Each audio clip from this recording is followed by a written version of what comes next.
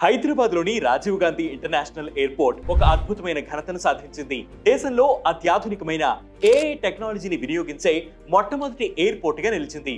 ఇక్కడ artificial intelligence తో పాటు డేటా అనలిటిక్స్, ఐఓటీలను కూడా ఉపయోగించి ఏఐ ఆధారిత ఎయిర్పోర్ట్ ఆపరేషన్స్ కంట్రోల్ సెంటర్ ని ప్రారంభించారు.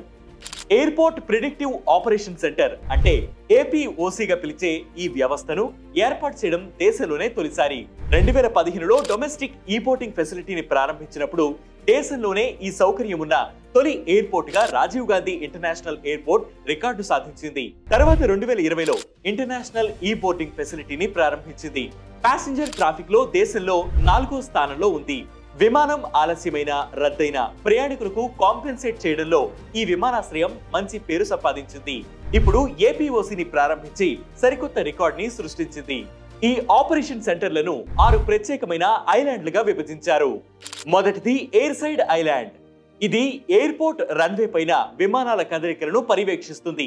పక్షులు గాని మరి ఇంకే ఇతరమైన వాటి వల్ల గాని విమానాల కదలికలకు అంతరాయం లేకుండా చూడడం దీని ప్రధాన బాధ్యత. ఇక రెండవది ల్యాండ్ సైడ్ ఐలాండ్. ప్రయాణికులను, లగేజీలను లేదా ఇతర పనిముట్లను తరలించే వాహనాల కదలికలను తనిఖీ చేస్తుంది. పార్కింగ్, క్యాబ్ల వ్యవహారాలను చూసేది కూడా ఇదే. ఇక మూడవది టెర్మినల్ ఐలాండ్.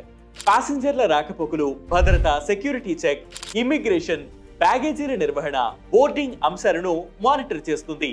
ప్రయాణికులకు ఎప్పటికప్పుడు రియల్ టైం సమాచారాన్ని అందిస్తుంది.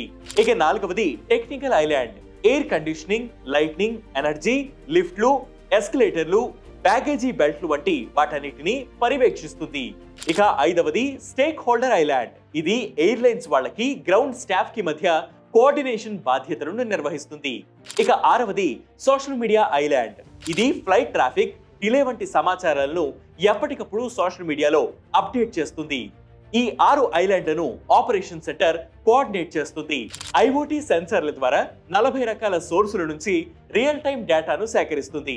దీనివల్ల ఎఫిషియన్సీ పెరగడం, ఖర్చు తగ్గడంతో పాటు ప్రయాణికులకు మెరుగైన ఎక్స్పీరియన్స్ లభిస్తుంది. ఎయిర్ ట్రాఫిక్ తో పాటు ప్రయాణికుల సంఖ్య కూడా పెరగడంతో ఈ ఆపరేషన్ సెంటర్ గేమ్ చేంజర్ అవుతోందని జిఎంఆర్ సంస్థ ప్రకటించింది. హైదరాబాద్ తర్వాత ఢిల్లీలో ఇదే తరహా ఏఐ వ్యవస్థను ప్రారంభించేందుకు సన్నాహాలు చేస్తోంది. ఆ తర్వాత జిఎంఆర్ సంస్థ నిర్వహిస్తున్న అన్ని విమానాశ్రయాల్లోనూ దశలవారీగా దీన్ని ప్రారంభిస్తారు. రాబోయే రోజుల్లో రాజీవ్ గాంధీ విమానాశ్రయాన్ని 40 నుంచి 50 మిలియన్ల మంది ప్రయాణికులకు సేవలను అందించేలా తీర్చిదిద్దాలని భావిస్తున్నారు. ఇందుకోసం సెకండ్ టెర్మినల్లో కూడా రన్వే నిర్మించాలని ప్లాన్ చేస్తున్నారు. దీనికి 3 నుంచి 4 ఏళ్ల సమయం పడుతుంది. ఏది ఏమైనా మన హైదరాబాద్ ఎయిర్పోర్ట్ తెలుగు రాష్ట్రాలకి కాదు, దేశానికే గర్వకారణమని నిస్సందేహంగా చెప్పవచ్చు. ఇది ఇవాల్టి ఎక్స్ప్లెయినర్. ఇలాంటి ఎక్స్ప్లెయినర్స్ కోసం ప్రతిరోజు వెయిట్ న్యూస్ యాప్ ని ఫాలో అవ్వండి. Way2News Telugu YouTube channel ని సబ్స్క్రైబ్ చేయండి.